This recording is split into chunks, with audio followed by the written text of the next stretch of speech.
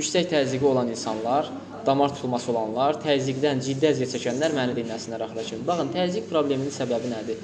Niyə çox olur? Təzyiq necə yaranır? Hamımızda olan bir vəziyyətdir, qanın damar divarına göstərdiyi təsirdir. Amma əgər damarlarda daralma, basılma, sıxılma, həmçinin daxildə kirəzləşmə varsa, qanda zərərli xolesterin çoxdursa, həmçinin zərərli maddələr, yağ qalıqları, yağ qırıntıları çoxsa, bunlar damarda kirəz və tutulmalar yaradır. Beləliklə, damarda qan axını pozulur və təsir artmağa başlayır. Ürək damar tutulmalarınız varsa, damarlarda tıxanıqlıq varsa, mütləq şəkildə sizlərə antilipid çayı içməyi tövsiyə edirəm. Təbii, zərərsiz, keyfiyyətində %100 zəmanət var. 40 paketdir, 1 paket 1 litr qaynar suda dəmlənir və səhər altdan axşam 5-ə qədər gün ərzində onu içirsiniz.